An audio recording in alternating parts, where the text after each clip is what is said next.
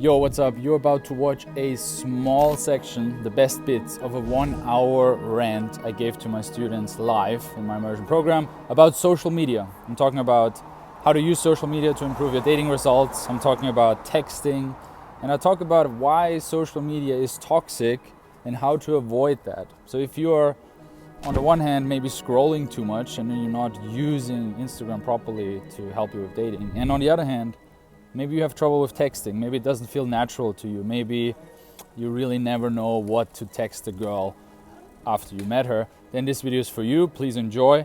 By the way, I'm going on a speaking tour, so if you are in any of these cities or close to them, join for the free event. Entry is free. I just have only about 30 seats per venue, so you please click below to reserve your seat. And that's it. Now let's get into the video.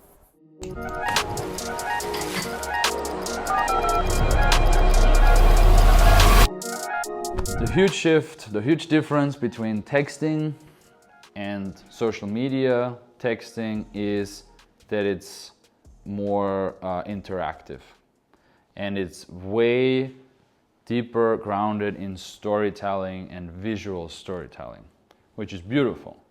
On WhatsApp / iMessage, whatever texting program you use, you meet a girl, you text her. And then it's always a question, what should I text her? What is the first text? What is a good first text? What is a good follow-up text? What is a good text when she doesn't respond?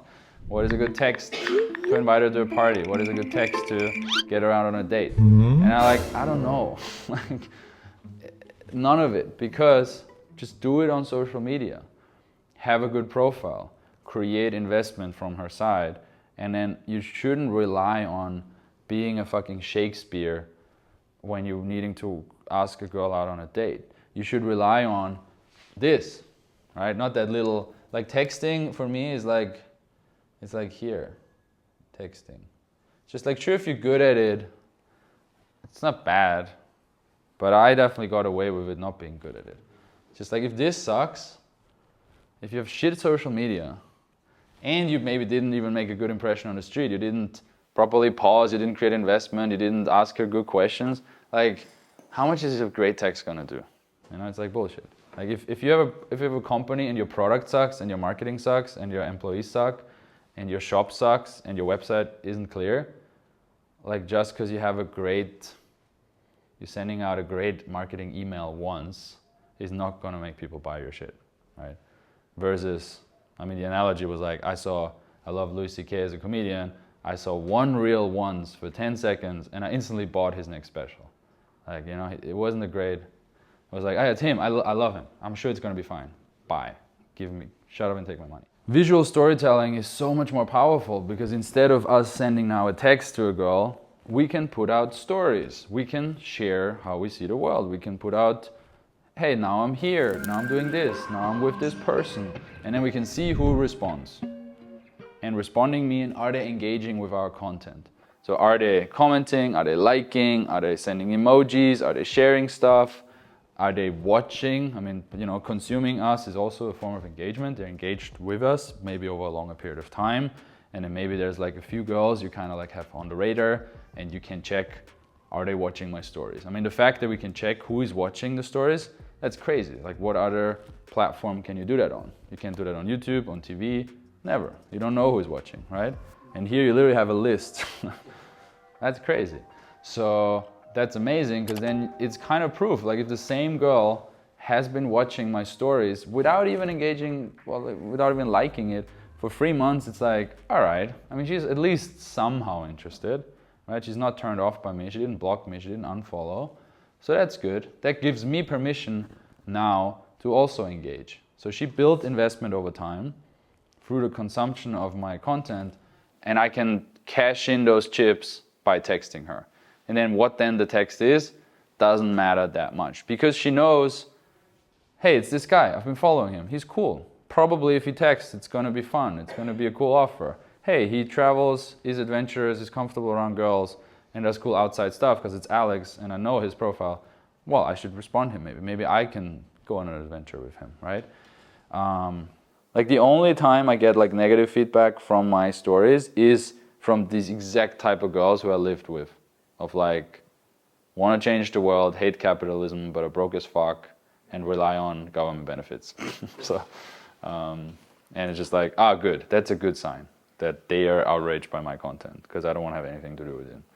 So, toxic. So, I'm dealing with that myself. I'm sometimes when I have Instagram installed on my phone, and I'm checking like how much time I spend on it, I'm like, oh, that was a lot. Like, I'm definitely addicted to it as well. It is a crazy addictive tool or program or whatever, institution, and they know, and they have the best people in the world to get you hooked, right? I mean, Facebook hired people out of Las Vegas who designed the slot machines to decide which shade of red should the notification sign be, and what sound should it make when you get a message, and when you get a like, and when you put a like, and it's all like crazy engineered.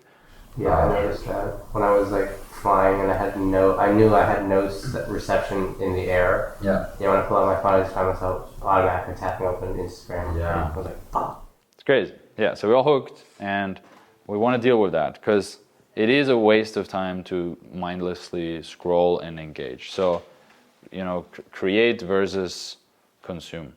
So we want to be creators, we want to put out our marketing message as much as possible, and we want to consume as little as possible. So how can we do that? There's different ways, depends on your level of discipline. You can just say, I'm just not going to do it. Well, we are monkeys, and that's not going to work. You can say, I'm going to put a time limit on the Apple thing. Well, you just put on your password and you can still use it. You can say, I'm going to delete the app. Okay, you're just going to reinstall it. It takes like 20 seconds. Depends what works for you.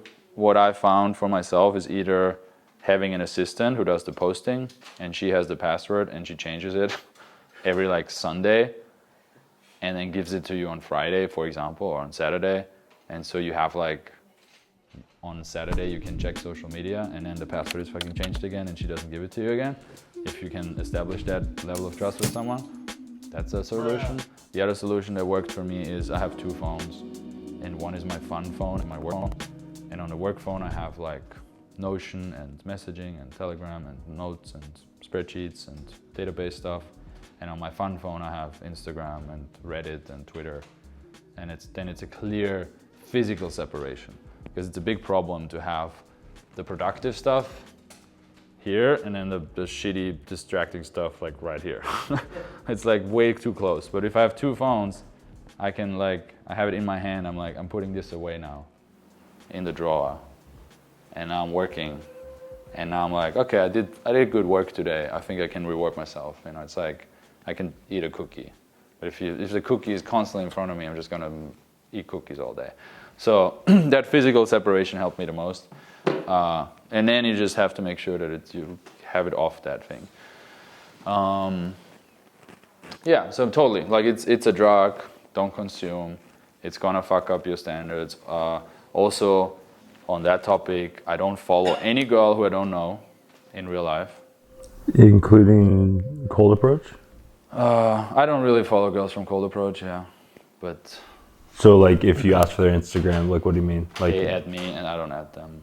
Okay. So which is not, you should still add them. Yeah, or let's say it like this. My go-to advice is add them and then mute them. Okay. Because it's a bit weird to not follow them back if you approach them. Yeah. It's just me because I get away with it, but not advised. And if I'm really into her, I would maybe add her a bit. But I'm regularly cleaning it out. If I'm like, she unfollowed me, unfollow. But I would never ever follow a girl who is like hot. Like some girl with like 100K followers. That's just like a waste of your masculine energy, a waste of your attention, a waste of your focus. Like, so if you follow any girl right now who you don't know, and you're probably never gonna meet her, or you're hoping somehow to meet her, or she's like a friend of a friend, unfollow. Like, get that shit out of your profiles. What about Jessica? You can follow Jessica because you're never gonna fuck her, so she's a friend, right? So, I mean, every girl that you're sexually attracted to, and hoping to one day do something, or just like simping or jerking off on her photos, like that is a total waste. And then everyone else who like you see, okay, she's a friend, or it's a dude, or it's whatever, but you're kind of like, okay, I'm following this person because like they're in my life, but I'm not interested in their content, mute. Like everybody knows the mute function. I did that for so many people. So now I just see marketers and inspiring stuff as the top stories. Yeah. That helped a lot. Totally. So most stories I just don't care about. Yeah, so that's been a rule for a long time. I only follow my family. I follow meme accounts because it's fun. I follow maybe business stuff, not that much. And I follow old friends because they're my friends. And I don't follow anybody who I still want to fuck. Because it's putting me in the wrong mindset. And then, you know, fucking first traps here and there. You just post that booty pic and you just like fire emoji and you're like, fuck, she got me. You know, it's like bad. Too much investment, didn't get investment, I invested, fucked it up. So yeah, we just got out of a seminar and it was really informative. I'm somebody that hasn't really used social media that much before, and my eyes are just open. It's opened a new dimension for me from just regular kind of my bread and butter texting versus actually learning how to create a personal brand for yourself and make it work for you.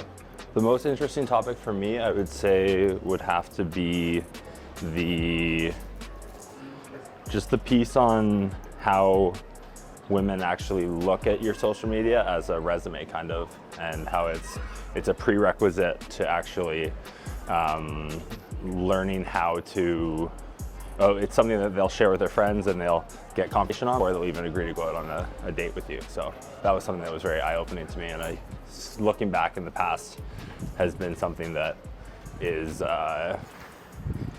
been an issue for me. So. Cool.